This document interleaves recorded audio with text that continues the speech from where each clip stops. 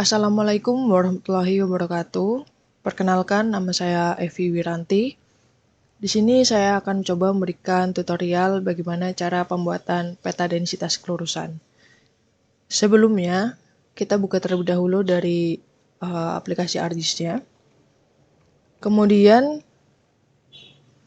dalam pembuatan peta densitas kelurusan itu sendiri, hal yang perlu dilakukan yaitu membuat kelurusannya terlebih dahulu.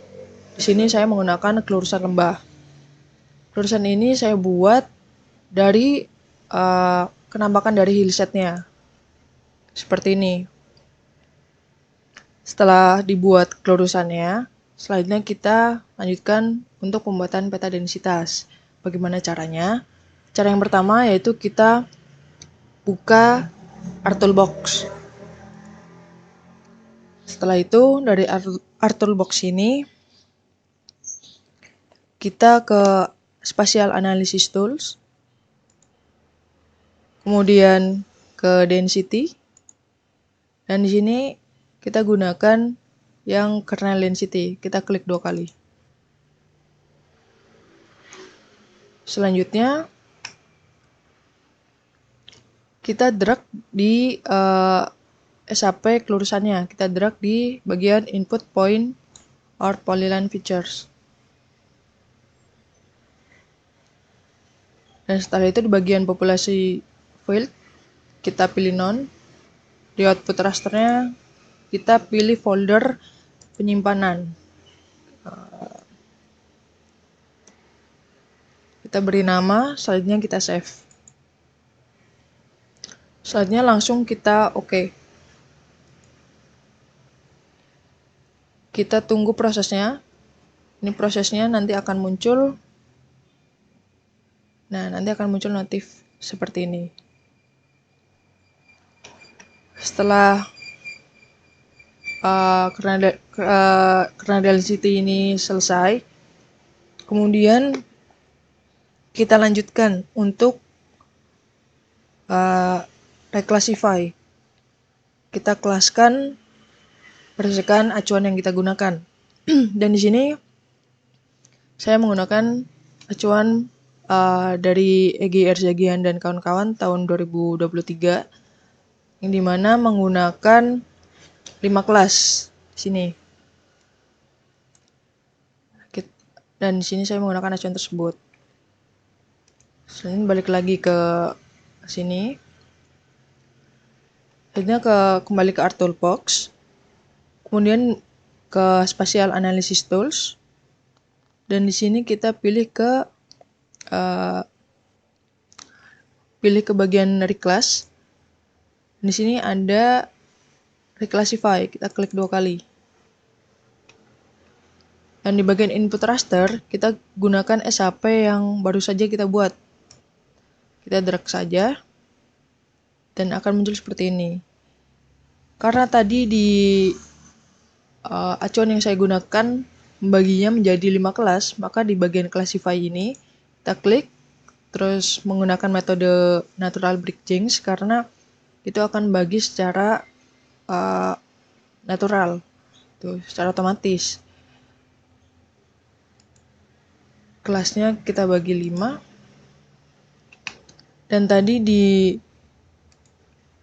acuan kita gunakan itu kurang dari 1 sampai 1,5, 1,5 sampai 2, 2 sampai 2,5 dan lebih dari 2,5. Nanti kita masukkan ini ke dalam classify ini. Kita pilih di sini itu 1, 1,5, 2,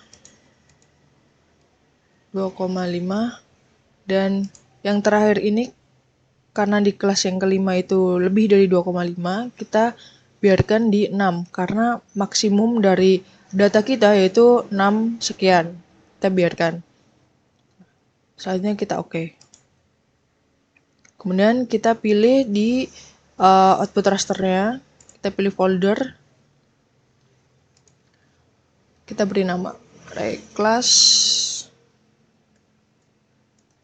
kernel, dan kita save. Oke, kita ulang karena tidak bisa. Kita beri nama reclass.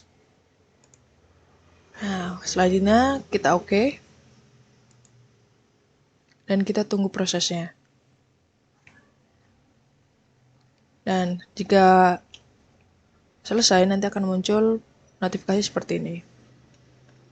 Dan untuk reclass ini sudah selesai. Selanjutnya, jika dilihat dari kita buka open attribute table, ini hanya akan muncul seperti ini, ya kan? Karena kita juga perlu tahu bagaimana berapa luas dari setiap kelasnya, kita lakukan step selanjutnya, yaitu kembali ke Art Toolbox, kemudian kita pilih di Conversion Tools. Karena file yang kita buat barusan itu berupa raster, kita ubah dari raster ke polygon. Gimana caranya? Di Conversion Tools ini kita pilih from raster, kemudian raster to polygon. Kita klik 2 kali, kemudian di bagian input rasternya ini kita masukkan file reclass yang barusan kita buat. Kita drag saja seperti ini. Kemudian kita pilih folder buat output. Di sini kita pilih, kita beri nama raster to poly seperti ini. Kita save. Jika sudah, kita oke. Dan kita tunggu prosesnya. Dan setelah prosesnya berhasil, nanti tampilannya akan seperti ini. Gimana kita ubahnya? Pertama kita ke bagian properties. Dari properties ini kita lanjut ke quantities. Kemudian di bagian value ini kita pilih grid code. Dan di sini muncul 5 kelas yang sudah kita buat tadi. Kemudian kita oke. Dan tampilannya akan seperti ini. Dan di file yang tadi, jika kita lihat di sini untuk setiap kelasnya itu masih terbagi ke beberapa poligon. Karena kita perlu mengetahui luasnya, untuk memudahkan kita satukan untuk satu kelas satu poligon. Gimana caranya? Yang pertama, kita buat file raster to poly ini, kita start edit dulu. Kemudian di bagian table ini, open attribute table, kita select by attribute. Muncul tampilan seperti ini. Kemudian di bagian grid code kita klik 2 kali, sama dengan, kemudian get unique values, kita pilih kelasnya, kelas 1. Kita apply, akan muncul kelas-kelas yang ada. Nah, kemudian kita satukan. Caranya ke bagian editor, kemudian kita merge. Kemudian langsung saja kita oke. Dan untuk kelas 1 ini sudah jadi satu poligon. Kemudian kita lakukan ke semua kelas. Grid code, kemudian kelas yang 2, apply, bagian editor, merge, oke. Lakukan ke semua kelas.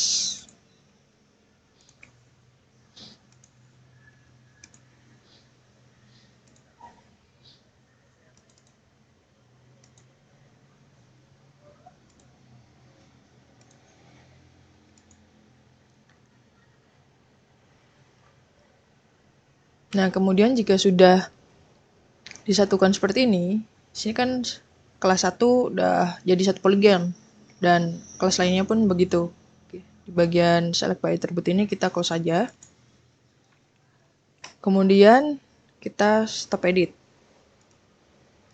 Jangan lupa di save. Yes. Nah, selanjutnya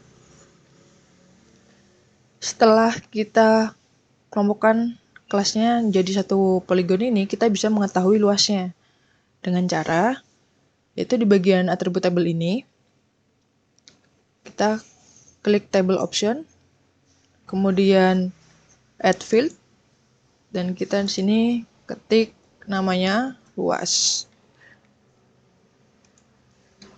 Kemudian di bagian type-nya itu bisa memilih short integer ataupun double. Sini saya menggunakan short integer. Kemudian oke. Akan muncul field baru. Sini di bagian luas ini kita klik kanan. Kemudian akan muncul tampilan seperti ini. Kita pilih yang calculate geometry. Kemudian bagian property ini kita pilih yang area. Dan pastikan di bagian koordinat sistemnya itu udah sesuai dengan koordinat yang kita gunakan. Selanjutnya di bagian unit kita pilih, karena di area yang saya gunakan itu ukurannya 5 x 5 km, jadi di sini saya menggunakan unit kilometer. Oke. Kemudian kita oke. Dan di sini sudah muncul nih. Sudah muncul berapa luasnya di setiap kelas. Gitu.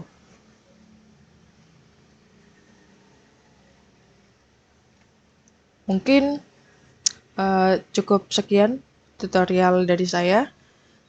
Bila ada salah atau kekeliruan, bisa dikoreksi atau didiskusikan kembali. Sekian, terima kasih. Wassalamualaikum warahmatullahi wabarakatuh.